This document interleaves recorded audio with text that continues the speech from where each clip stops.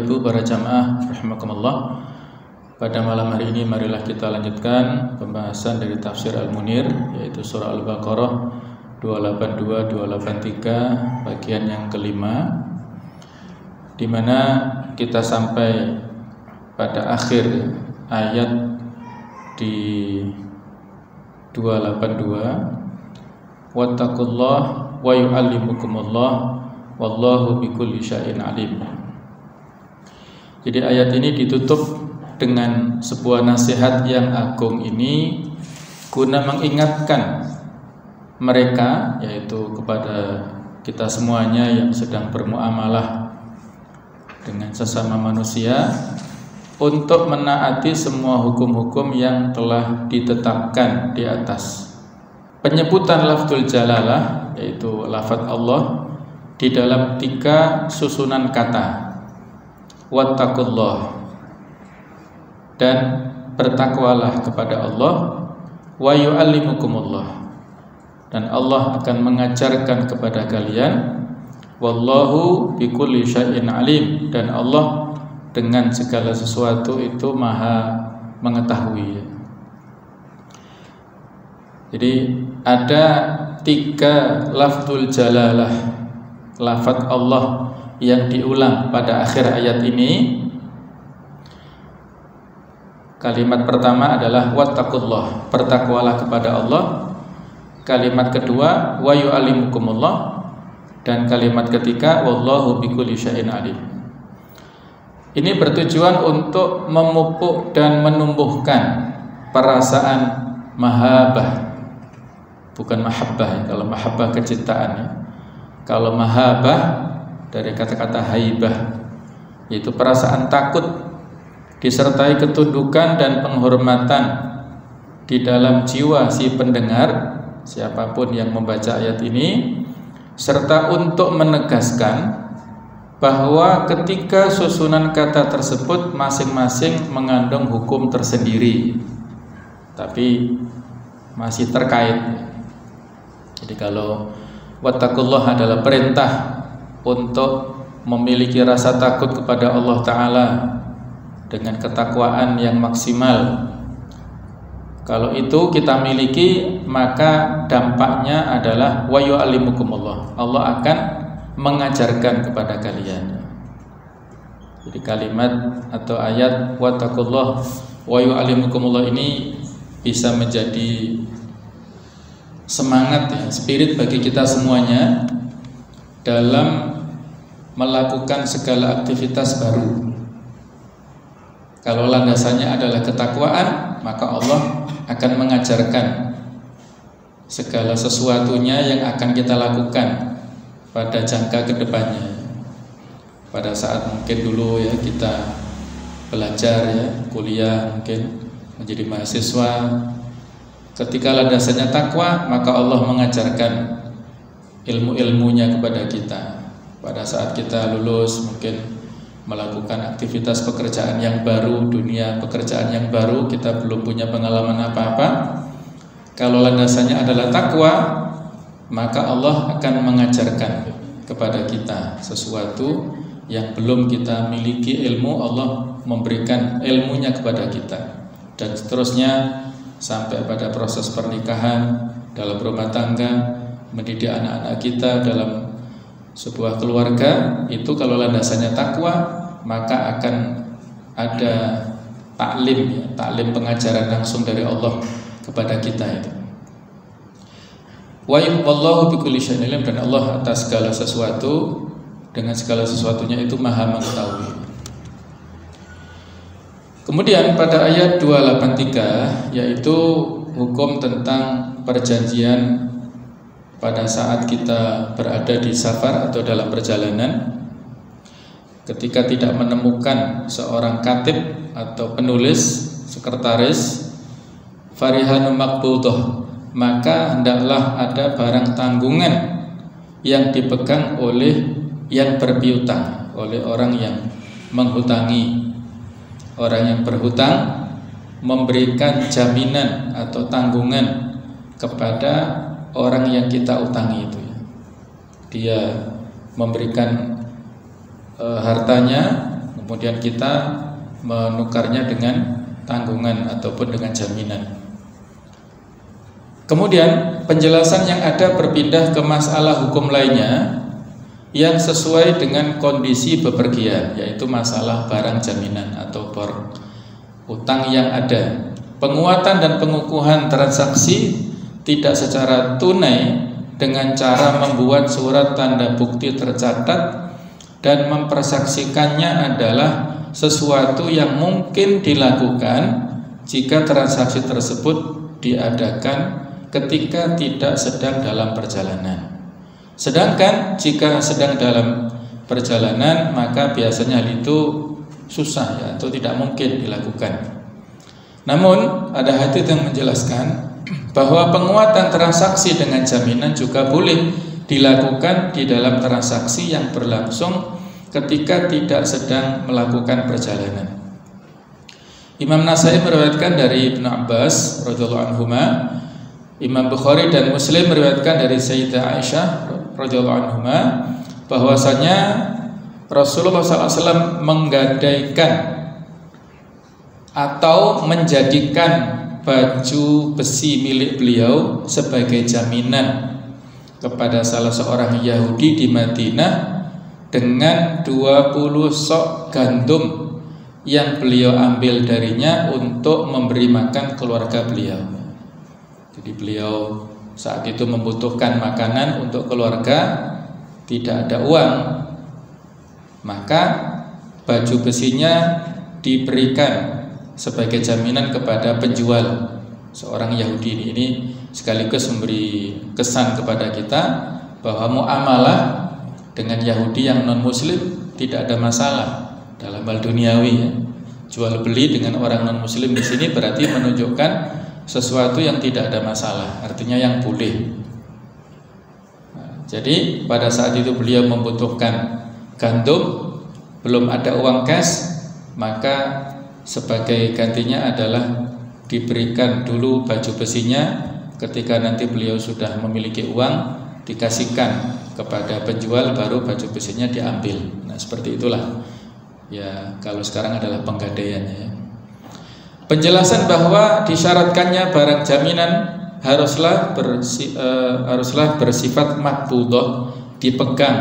Ini menunjukkan bahwa selama barang jaminan belum berada di tangan, maka tujuan dasar dari adanya barang jaminan yaitu untuk mengukuhkan transaksi tidak secara tunai yang ada belum bisa terrealisasikan.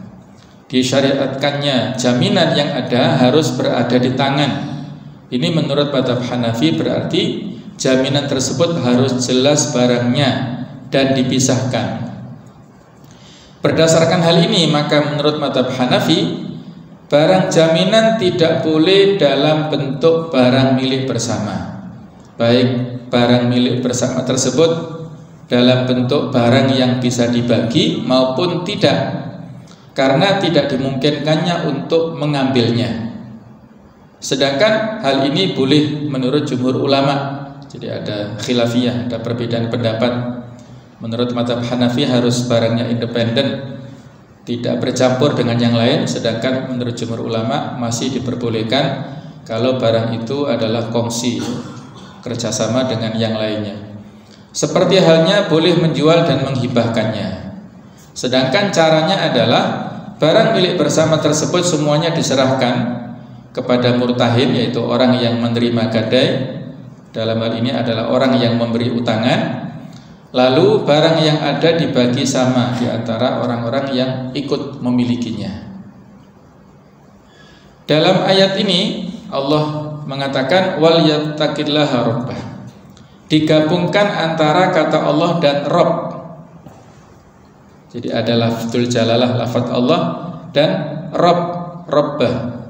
Hal ini bertujuan memperkuat penegasan larangan bersikap khianat yang bisa mengakibatkan murka Allah yang berhak untuk disembah. Rabb yang telah merawat dirinya, mengurusi perkaranya, dan mengatur serta menggariskan kemaslahatan dirinya. Jadi menunjukkan penegasan ya, kekuatan Kalau walyattaqillah sebenarnya sudah cukup, tapi rabbahu di sini menunjukkan sifat rububiyah yang dimiliki Allah Ta'ala, yang telah diberikan Allah kepada setiap manusia. Allah yang maha pemberi rezeki, rezekinya diberikan kepada manusia. Allah yang memberikan nafas, memberikan hidup. Allah yang satu-satunya zat yang memberikan manfaat, menolak bahaya. Itu hak rububiyah yang ada pada Allah Ta'ala ya. Itu telah diberikan nikmat-nikmatnya kepada manusia, maka wajib untuk ditakuti, kita bertakwa kepadanya. Kemudian Allah menegaskan kembali larangan di atas, yaitu larangan bersifat enggan dan menolak untuk menjadi saksi, dengan larangan menyembunyikan persaksian dengan cara tidak bersedia memberikan kesaksian, dan mengancamnya dengan hukuman menyembunyikan kesaksian dan berhak mendapatkan dosa. Kata al-asib dan al-fasib ini memiliki arti yang sama, yaitu melakukan dosa. Jadi maksudnya adalah janganlah kalian menolak memberikan kesaksian kalian ketika dibutuhkan. Barang siapa yang menyembunyikan kesaksian atau menolak untuk memberikan kesaksian, maka berarti ia telah melakukan dosa. Coba kita lihat ya di ayatnya, wala taktumu syahadah wa may yaktumha fa innahu athimun qalbuh. Jadi ada kata-kata asim. Asim di sini sama dengan yang sebelumnya, yaitu asim ya, berbuat maksiat. Berbuat maksiat dan berbuat dosa. Barang siapa yang menyembunyikan kesaksian, fa innahu athimun qalbuhu, maka sungguh telah berdosa hatinya. Jadi ada kata-kata qalbuhu juga yang ini memiliki maksud yang tersirat ya. Dalam hal ini al-qalbu atau hati disebutkan secara khusus di dalam menanggung dosa, karena hati adalah pusat perasaan dan emosi serta pusat kesadaran dan penangkapan fakta dan realita yang ada. Di samping itu, hati adalah salah satu anggota tubuh yang bisa melakukan perbuatan dosa, seperti halnya perbuatan zina yang disandarkan kepada mata, telinga, dan anggota tubuh yang lainnya. Perbuatan dosa ada kalanya bisa dilakukan oleh hati, seperti halnya juga bisa dilakukan oleh anggota tubuh yang lainnya. Seperti firman Allah di surat Al-Isra ayat 36 ya. Ayat ini melarang kepada kita untuk ikut-ikutan atau taklid budaya dalam hal yang kita tidak tahu hukumnya, kita ikut-ikutan ya. Wala taqfu ma laisa laka bihi ilm. Janganlah kamu mengikuti segala sesuatu yang kamu tidak punya ilmu tentang itu. Inna sam'a, sesungguhnya pendengaran, wal basara, dan penglihatan, wal fu'ada, dan hati nurani, kullu ulaika kana anhu mas'ula, semuanya itu akan dimintai pertanggungjawaban. Jadi nanti pertanggungjawabannya pribadi-pribadi, tidak bisa kita beralasan saya mengikuti kiai fulan, mengikuti tokoh fulan dengan bermuamalah atau beribadah seperti ini seperti itu, tidak bisa. Semuanya pertanggungjawaban itu kepada pribadi kita masing-masing. Jadi di sini disebutkan wal fuada, yaitu hati nurani, itu juga diminta pertanggungjawaban. Nah, di antara perbuatan dosa yang dilakukan hati adalah menyembunyikan kejelekan, niat dan maksud yang tidak benar, dengki dan hasad. Semua amal yang tersebut di atas seperti memberikan persaksian, menyembunyikannya atau yang lainnya, semua itu diketahui Allah, zat yang maha mengetahui dan maha melihat segala sesuatu, dan akan memberikan balasan yang sesuai dan adil. Jika baik maka balasannya juga baik, dan jika jelek maka balasannya juga jelek. Oleh karena itu, waspadalah dan takutlah kalian, jangan sampai melakukan pelanggaran terhadap segala perintah dan melakukan kemaksiatan seperti menyembunyikan persaksian. Lakukanlah apa yang diperintahkan kepada kalian, karena ilmu Allah meliputi seluruh bentuk amal perbuatan. Nanti insya Allah tentang masalah hati ini lebih detail kita akan bahas pada ayat sesudahnya, Al-Baqarah 284 ya. Lillahi ma fis samawati wa ma fil ard wa in tubtu ma fi anfusikum au tukhfuhu yuhasibukum bihillah. Itu yang sering kita baca ya. Wa in tubtu ma fi anfusikum, apakah kalian menampakkan apa yang ada pada diri kalian, au tukhfuhu ataukah menyembunyikan, maka akan yuhasibukum ya, akan ada hisab ya. Jadi nanti ada penjelasan detailnya. Bukan berarti Allah menyiksa dengan semata-mata perbuatan hati kita, tapi Allah memperhitungkan. Jadi yuhasibkum di sini bukan melakukan iqab sanksi langsung ya, tapi Allah memperhitungkan. Karena memang ada jenis-jenis perbuatan tertentu yang diawali dengan niat, kemudian dilanjutkan dengan kalimat atau eksekusi perbuatan nyata. Dan ada jenis perbuatan tertentu yang memang finishnya itu pada hati kita. Contohnya di sini kan ada dengki dan hasad ini ya. Ini kan perbuatan yang ada dalam hati. Walaupun kita tidak mengekspresikan dengan lisan, tidak menghibai tetangga kita barangkali yang sedang punya rizki, kita hasad, walaupun kita tidak sampai berhibah, ngomongi, gujing dengan tetangga yang lainnya tentang rezeki yang didapatkan oleh tetangga kita itu, tapi itu sudah finish di dalam hati kita, sudah ada unsur hasad dalam diri kita, walaupun tidak sampai hibah atau namimah ya, berarti sudah ada hisabnya juga.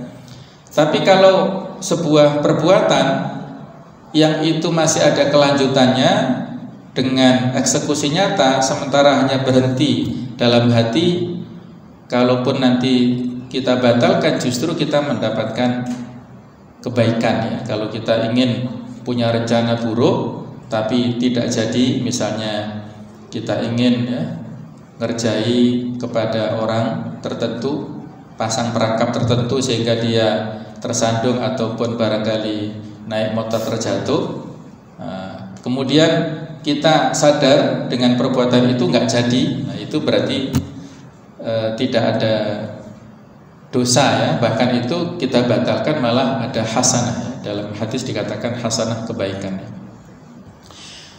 Kita coba lihat sebentar ya tentang amal ya, amal hati dibandingkan dengan amal perbuatan. Amalul qalbi wa amal jarihah. Amal qalbi adalah amal perbuatan hati, amal jarihah itu amal fisik. Innal qalba asyraful a'dha, sesungguhnya hati itu adalah anggota tubuh yang paling mulia. Fahuwa mahallu aslil iman, itu adalah tempat asas daripada keimanan. Wa yatawaqqafu alaihi salahu baqiyatil a'dha al fasadiha, dan berhenti pada hati itu kebaikan seluruh anggota tubuh ataupun kebaikan kerusakan daripada anggota tubuh itu tergantung pada hati. Sebagaimana dalam hadis yang sudah populer, ala wa anna fil jasadi mudghah, ketahuilah sesungguhnya pada hati manusia ada segumpal daging, idza saluhat saluhal jasadu kulluh, apabila baik segumpal daging ini maka seluruh tubuh menjadi baik. Wa idza fasadat, kalaupun rusak hati ini, fasadal jasadu kulluh, maka seluruh anggota tubuh juga rusak. Ala wahyal qalbu, segumpal daging itulah hati. Lidzalika kanat a'malul qulub afdal min a'malil jawarih. Oleh karena itu, amal-amal yang dilakukan oleh hati kita itu lebih utama daripada amal-amal perbuatan nyata. Contohnya fatawakkul 'ala Allah.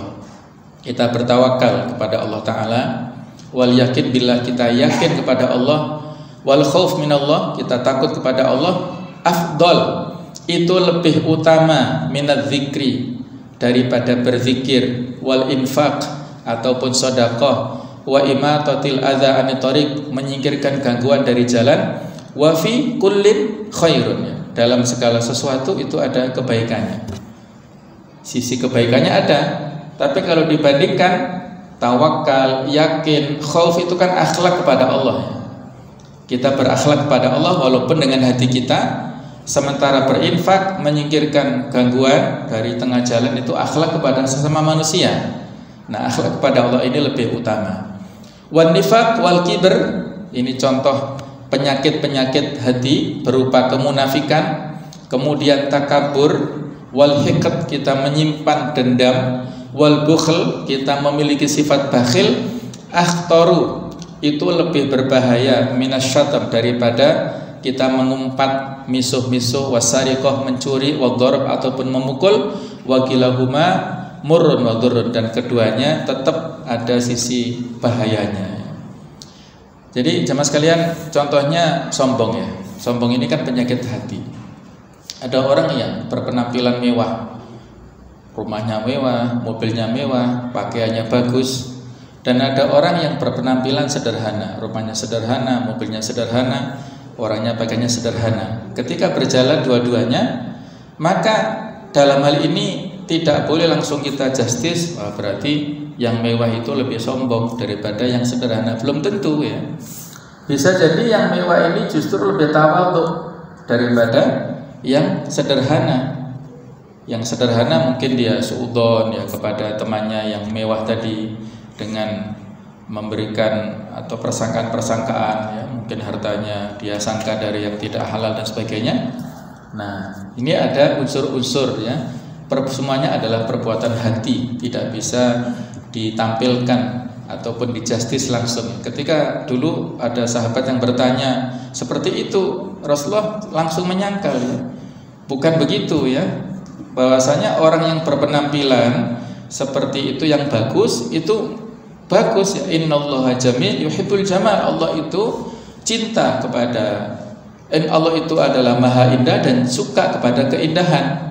Al-kibru, yang dimaksud dengan sombong adalah batarul haq wa ghamtun nas, menolak kebenaran dan meremehkan kepada manusia.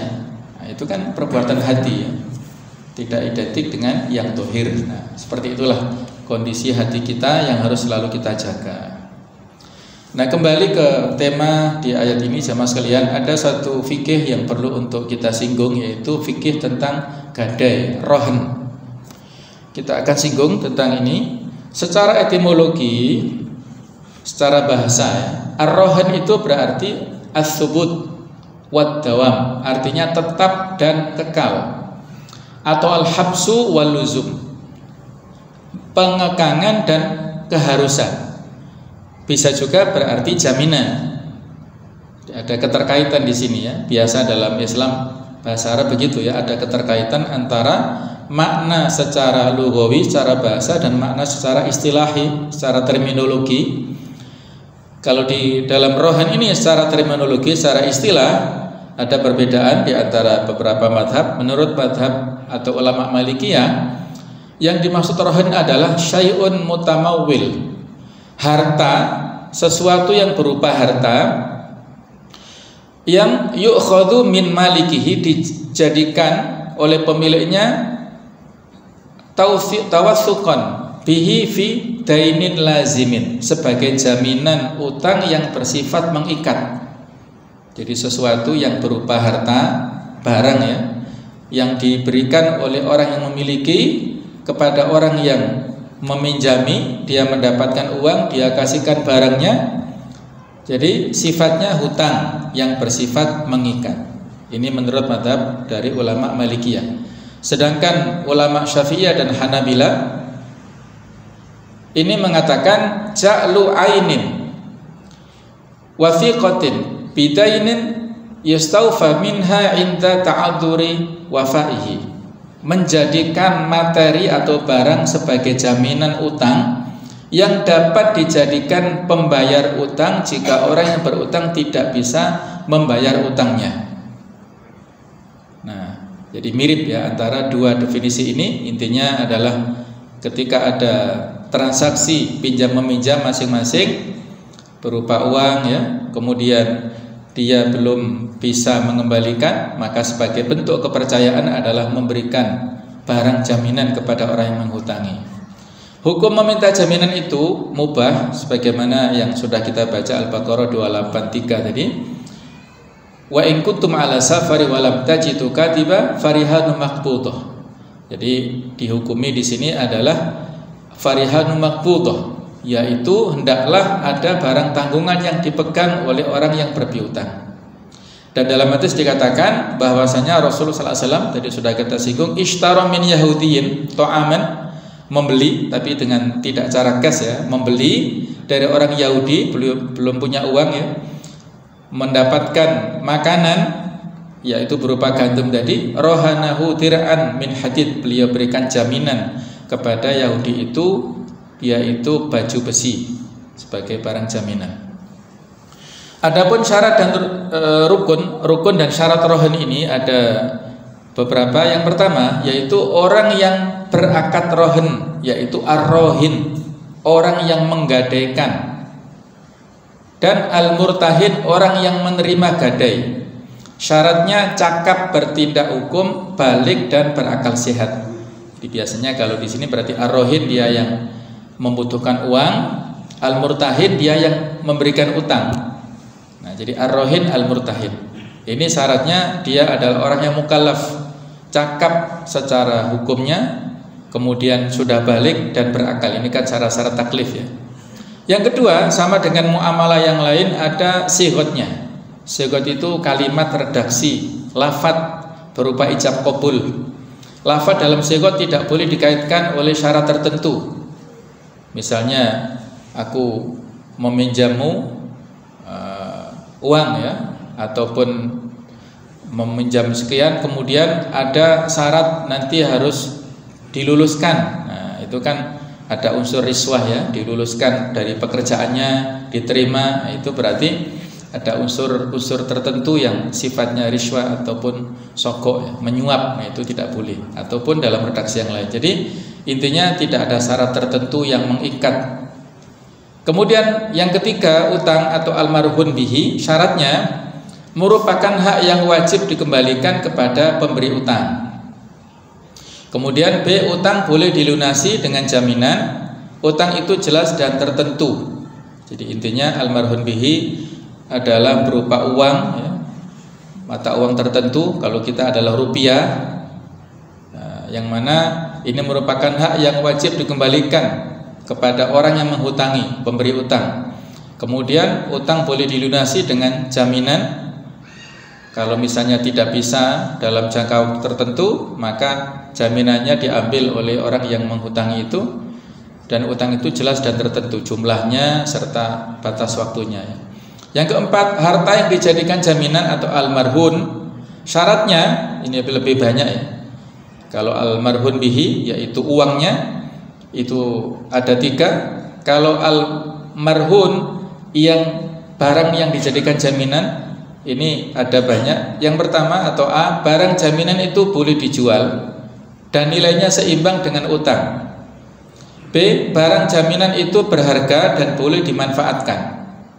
C, barang jaminan itu jelas dan tertentu. D, barang jaminan itu milik sah orang yang berutang. E, barang jaminan itu tidak terkait dengan hak orang lain. Barang jaminan itu merupakan harta utuh. Dan yang terakhir, barang jaminan itu boleh diserahkan baik materinya maupun manfaatnya. Ini ada catatan. Sedangkan ulama Hanafiyah berpendapat bahwa rukun rohon hanya ijab dan qabul. Di samping itu untuk sempurna dan mengikatnya akad rohon, maka diperlukan adanya penguasaan barang oleh pemberi utang. Sedangkan lainnya menurut Hanafiyah termasuk syarat bukan rukun. Jadi farihanu maqbudah tadi yang sudah kita jelaskan di depannya. Ini kurang lebih skema yang bisa memberikan pemahaman ya kepada kita. Kalau ini adalah dalam skema di bab syariah, kurang lebih seperti itu ya. Ada nasabah yaitu rohin, orang yang membutuhkan uang. Dia ini menjaminkan ya, dia punya, biasanya kalau bank syariah atau pegadaian syariah itu adalah ada perjanjian ya, perjanjiannya qard di sini ya. Jadi dia memberikan ya, mendapatkan dari bank ini yaitu marhun bihi, yaitu hutang ya. Ini diberikan 100% kepada rohin, orang yang menggadaikan.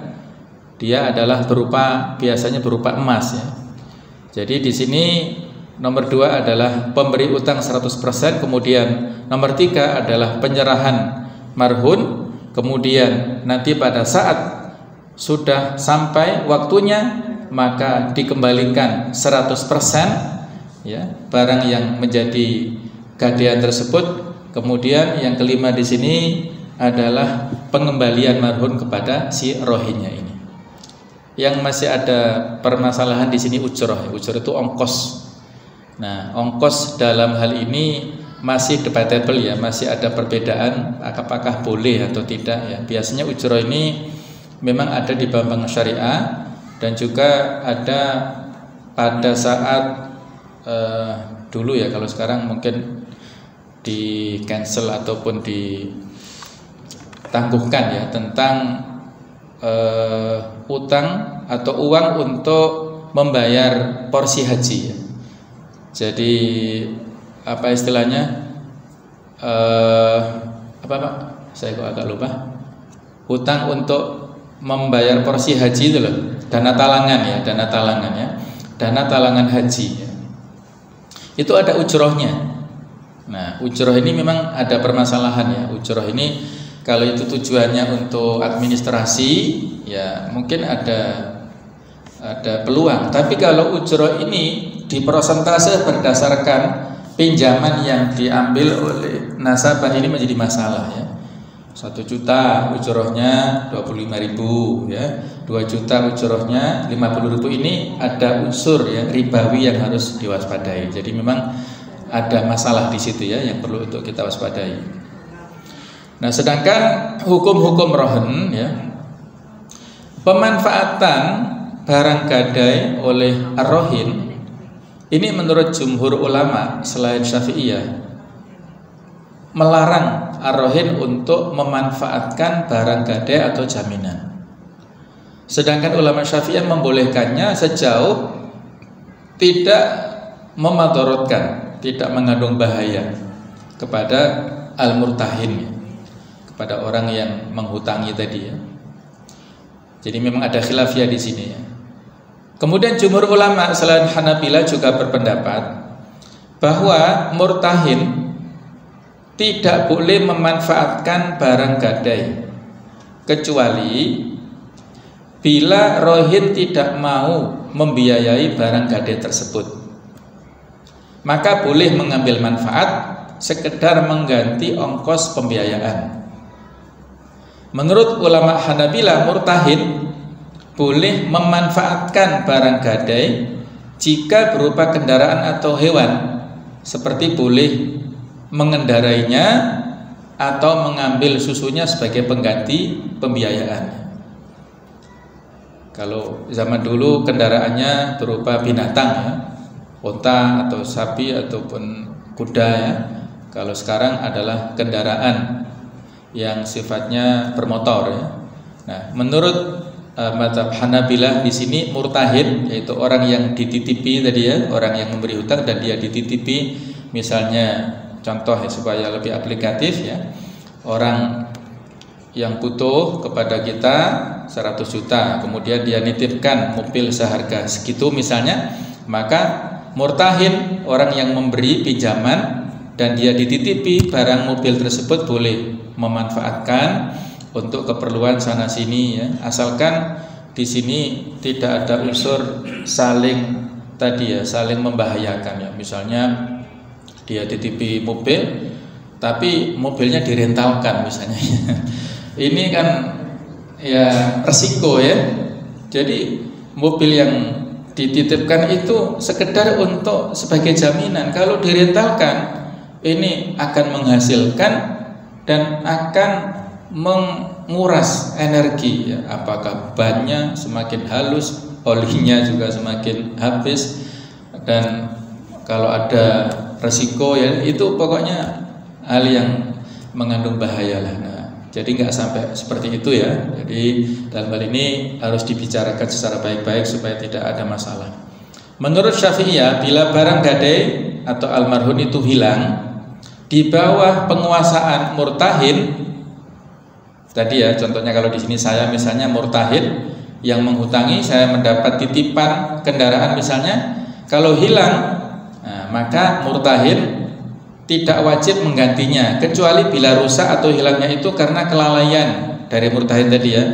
Misalnya tidak dikunci, tidak dipelihara atau tidak dirawat dengan baik sehingga rusak, maka itu menjadi tanggungan kepada murtahinnya. Berbeda dengan Hanafiyah yang menyatakan bahwa murtahin yang memegang marhun menanggung resiko kerusakan atau kehilangan marhun baik kelalaian maupun tidak. Jadi semuanya dibebankan kepada murtahinnya itu. Nah, yang terakhir ini yang penting jamaah sekalian ya. Perjanjian pada gadai rohin pada dasarnya adalah akad utang piutang. Hanya saja dalam gadai ada jaminan, ada jaminannya ya. Jadi ini keluar dari kaidah atau riwayat yang mengatakan kullu qardin jarra naf'an fa huwa riba. Setiap utang piutang yang menimbulkan manfaat itu berdampak riba. Nah, ini tidak bisa kita generalisir ya. Termasuk di sini ya. Di sini ini ada batasan-batasan yang tidak bisa kita pukul rata. Jadi harus dirinci dulu apa masalahnya. Nah, dalam hal ini apakah dalam gadai terdapat unsur riba? Maka bisa riba jika ada 3 kemungkinan. 1, apabila dalam akad gadai ditentukan bahwa rohin atau penggadai harus memberikan tambahan kepada murtahin ketika membayar utangnya. Tadi yang saya maksud ujroh tadi loh ya. Ada peluang gitu ya. Ada peluang untuk ribawinya. Ya, makanya hati-hati tadi ya. Jadi kalau dia harus membayarkan tambahan kepada murtahin ketika membayar utangnya. Kalau misalnya utang 1 juta, kemudian jaminannya barang tertentu yang seharga itu, ketika dia sudah mampu membayar utangnya dan mengambil yang gadainya tersebut, maka sesuai apa yang diutang 1 juta mengembalikan 1 juta, tidak ada kembalian 25.000 atau 100.000 ya. Karena ini ada unsur riba tadi ya. Yang kedua, apabila akad gadai ditentukan syarat-syarat, kemudian syarat tersebut dilaksanakan. Ya, ini seperti yang sudah kita bahas di depan tadi ya. Ada syarat-syarat tertentu yang misalnya mau ya saling utang piutang dan saling mendapatkan jaminan masing-masing, tapi dengan syarat-syarat untuk pengambilan manfaat masing-masing ya. Ada unsur-unsur ya, misalnya menerima manfaat yang lebih daripada akad ini. Nah, ini tidak boleh. Yang ketiga, apabila rohin tidak mampu membayar utangnya hingga waktu yang ditentukan, kemudian murtahin, orang yang memberikan utangan tadi, menjual marhun barang tadi dengan tidak memberikan kelebihan harga marhun kepada rohin. Padahal utang rohin lebih kecil nilainya daripada marhun. Ini yang dipraktikkan oleh bank-bank konvensional ya. Jadi bank konvensional itu ada nasabah ya, misalnya yang pinjam 50 juta, jaminan sertifikat rumahnya. Sertifikat rumah kan harganya lebih mahal. Bisa jadi paling tidak misalnya 100 juta ya kalau rumah kecil, kalau rumah di kampung misalnya. Pada batas tertentu dia nggak bisa mengembalikan, maka disita ya. Jadi jaminannya itu disita oleh bank karena dia tidak mengembalikan. Nah, ini kan dolim ya, ada unsur kedoliman yang harusnya ketika bank ini menyita dan misalnya menjual ke pihak lain harganya itu 100 juta, maka kan 50 kan kembali ke dia ya, karena sesuai dengan harganya. Tapi dia bank nggak mau rugi. Inilah kedoliman yang ada di bank-bank konvensional. Mungkin itu tertuang di dalam akad transaksi, tapi biasanya nasabah baca secara detail ya. Jadi kalau ada unsur seperti itu ya rugi ya. Itu pernah terjadi, kita alami di tetangga kami ya di pondok itu mengalami seperti itu ya. Jadi disita oleh bank dan akan ini dilelang. Nah, akhirnya pihak pondok karena butuh perluasan ya, kita tebus di bank, dan orang yang memiliki rumah ini yang awalnya di situ itu kita belikan tanah dan rumah yang agak yang dekat ya. Nah, karena kita membutuhkan lahan ini, kita bangunkan lahan dan kita belikan lahan dan rumah ya, sebagai ya sebenarnya tidak ada kewajiban bagi bono, tapi ini sebagai ya muamalah hasanah lah ya. Yang harusnya seperti ini kan tadi itu ya bank ya, tapi bank konvensional itu tidak mau tahu dengan resiko-resiko yang dialami oleh orang yang berhutang. Inilah jemaah sekalian ya tentang praktek-praktek yang harus kita waspadai bersama dalam unsur utang piutang ya, yang perlu untuk kita pahami, dan juga jangan sampai ada unsur-unsur ribawi ya di dalamnya, yang mana riba ini kan merupakan kedzaliman ya yang dilakukan oleh oknum-oknum tertentu, memanfaatkan kesempatan dalam kesempitan. Dia mau nolong tapi harus ada sifatnya gantinya, kompensasinya. Jadi sudah kita sampaikan bahwa kalau kita tolong menolong, pinjam meminjam yang sifatnya ini adalah merupakan tatawu ataupun sukarela, sudah pahalanya kita serahkan pada Allah. Kalau memang ingin mendapatkan manfaat dari sesama, akadnya jangan utang piutang, tapi akadnya adalah jual beli ya. Jual beli secara profesional. Nah, seperti itulah ya, kalau jual beli itu dihalalkan. Wa halallahu al-bay'a wa harrama riba. Mudah-mudahan Allah Ta'ala memberikan penjagaan kepada kita semua, kepada harta kita, supaya senantiasa halal dan thayyib untuk keluarga kita, dan mudah-mudahan kita diberikan kebahagiaan dunia akhirat. Mohon maaf atas segala kekhilafan. Subhanakallahumma wa bihamdika asyhadu an la ilaha illa anta astaghfiruka wa atubu ilaik. Wassalamualaikum warahmatullahi wabarakatuh.